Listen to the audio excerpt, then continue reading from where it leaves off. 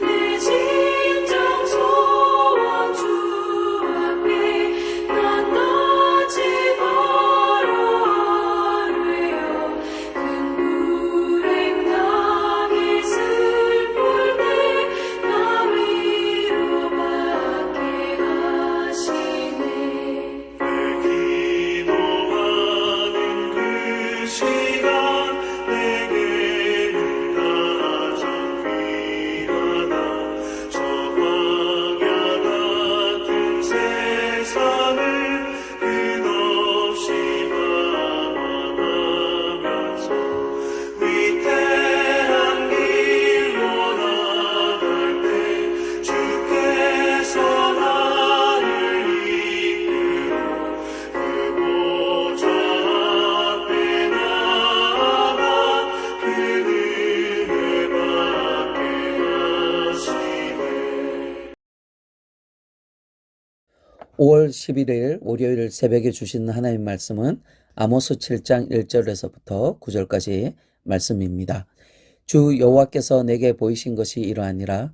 왕이 풀을 벤 후 풀이 다시 옴돋기 시작할 때에 주께서 메뚜기를 지으심에 메뚜기가 땅에 풀을 다 먹은지라. 내가 이르되 주 여호와여 청하건대 사하소서. 야곱이 미약하오니 어떻게 서리이까 하매 여호와께서 이에 대하여 뜻을 돌이키셨으므로 이것이 이루어지지 아니하리라. 여호와께서 말씀하셨느니라. 주 여호와께서 또 내게 보이신 것이 이러하니라. 주 여호와께서 명령하여 불로 징벌하게 하시니 불이 큰 바다를 삼키고 육지까지 먹으려 하는지라. 이에 내가 이르되 주 여호와여 청하건대 그치소서. 야곱이 미약하오니 어떻게 서리이까 하매 주 여호와께서 이에 대하여 뜻을 돌이켜 주 여호와께서 이르시되 이것도 이루지 아니하리라 하시니라. 또 내게 보이신 것이 이러하니라. 다림줄을 가지고 쌓은 담 곁에 주께서 손에 다림줄을 잡고 서섰더니 여호와께서 내게 이르시되 아모스야 내가 무엇을 보느냐. 내가 대답하되 다림줄이니이다. 주께서 이르시되 내가 다림줄을 내 백성 이스라엘 가운데 두고 다시는 용서하지 아니하리니 이삭의 산당들이 황폐되며 이스라엘의 성소들이 파괴될 것이라. 내가 일어나 칼로 여로보암의 집을 치리라 하시니라. 아멘. 본문 1절 보시면 주 여호와께서 내게 보이신 것이 이러하니라 라고 말씀합니다. 오늘 하나님께서 아모스에게 특별하게 보여주신 것이 있습니다. 그것은 환상입니다. 오늘 본문 하나님께서 아모스에게 보여주신 환상 3개가 나옵니다. 첫 번째 환상은 땅의 모든 풀을 먹어 치워버리는 메뚜기 환상입니다. 두 번째 환상은 바다와 육지를 모두 삼켜버리는 불에 관한 환상입니다. 그리고 마지막 세 번째 환상은 다림줄에 관한 환상입니다. 이 3개의 환상은 모두 북이스라엘을 향한 심판의 의미가 있습니다. 먼저 첫 번째 환상을 보고자 합니다.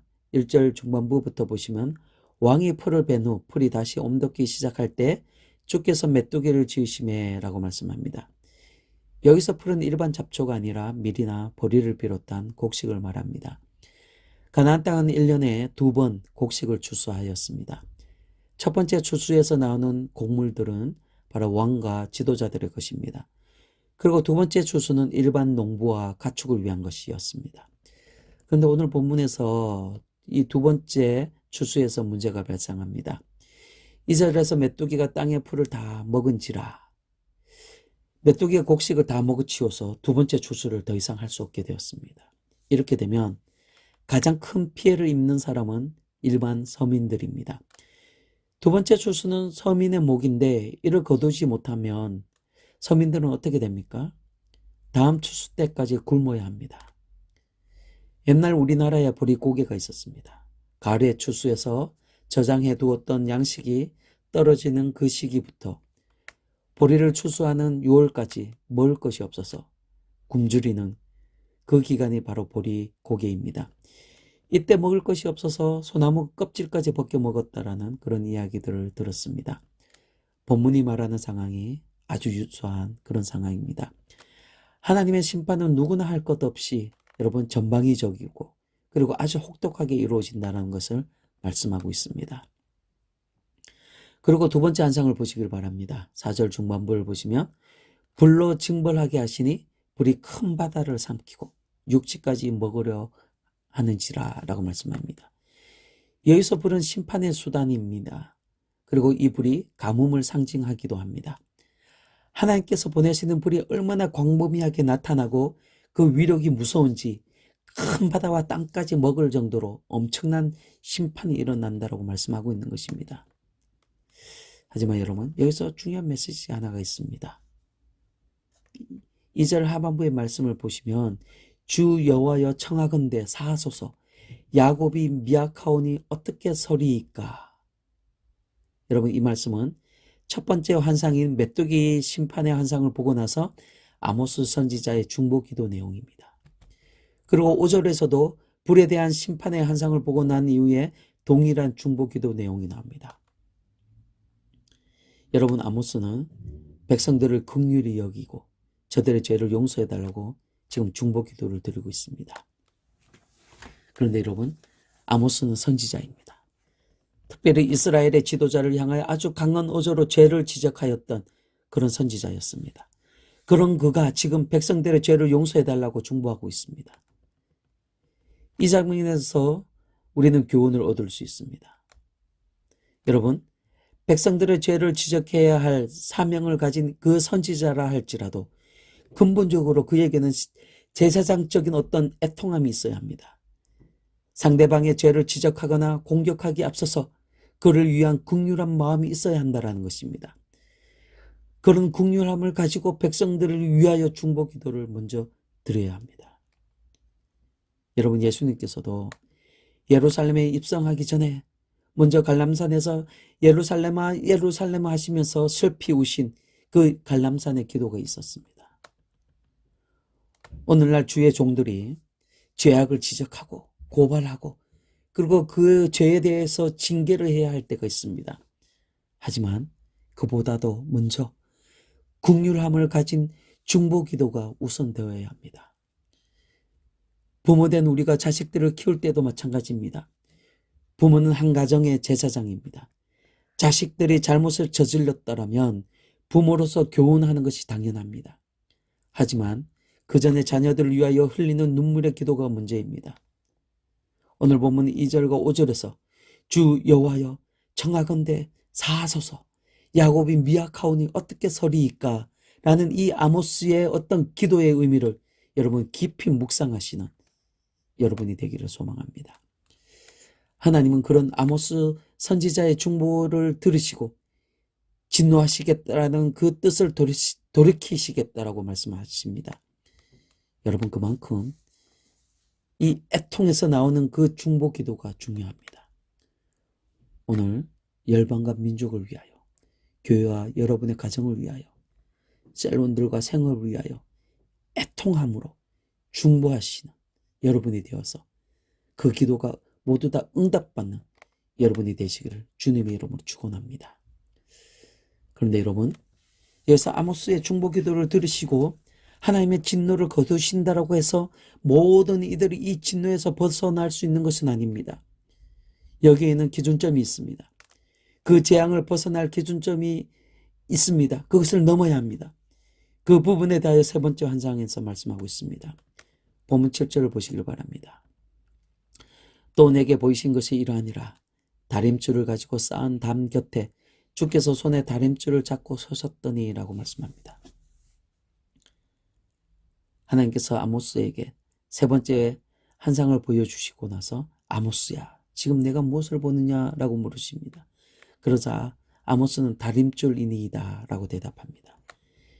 여러분, 다림줄은 집을 건축할 때 수평을 잡아주는 그런 건축 도구입니다. 건물을 지을 때 수평이 맞지 않으면 그 건물은 오래 가지 못합니다. 무너지고 말 것입니다. 다림줄로 수평을 잘 잡아서 그래서 그렇게 건물을 지으면 그 건물은 튼튼하게 지어져서 오래 갑니다. 여러분, 본문에서 나오는 다림줄, 이 다림줄은 바로 하나님의 말씀이고 율법입니다.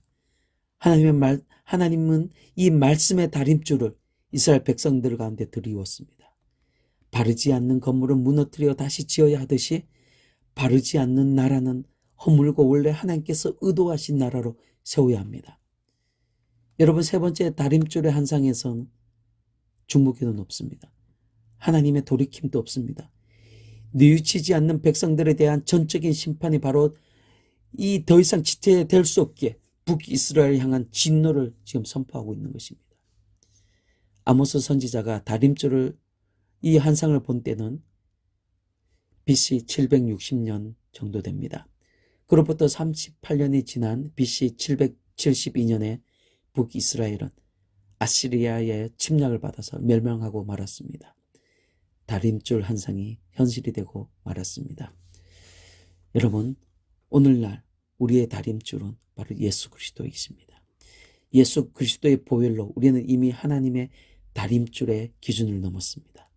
십자가의 보혈이 죄악의 모든 진노로부터 우리를 자유케 하였습니다. 이제 중요한 것은 성도된 우리가 어떻게 살아가야 하는가? 우리의 삶의 문제입니다. 부르신 이곳에서 우리가 어떻게 살아가느냐, 그것이 중요합니다. 여러분, 하나님의 말씀이 우리 삶의 다림줄이 되어야 합니다. 우리 삶의 기준이 하나님의 말씀이 있어야 합니다. 간혹 성도이면서도 자신의 철학, 자신의 사상, 자신의 경험 등등이 자신의 삶의 기준이 되어 살아가는 성도들이 있습니다. 하나님의 말씀은 어디로 사라지고 자신의 철학이나 사상이나 어떤 자신의 경험들이 자신을 이끌어갑니다. 그것은 그에게 우상이 되는 것입니다. 사랑하는 성도 여러분, 여러분의 삶의 기준, 삶의 방법은 오직 하나님의 말씀이기를 소망합니다. 하나님의 말씀의 거울로 여러분의 삶을 날마다 비춰보시고 옷 매무새를 고쳐 입듯이 여러분의 삶의 행동을 말씀으로 고쳐 입으시고 하나님의 말씀에 가르쳐 주시는 그 방법대로, 삶의 방법대로 살아가시는 저와 여러분이 되시기를 주님의 이름으로 축원드립니다. 아멘.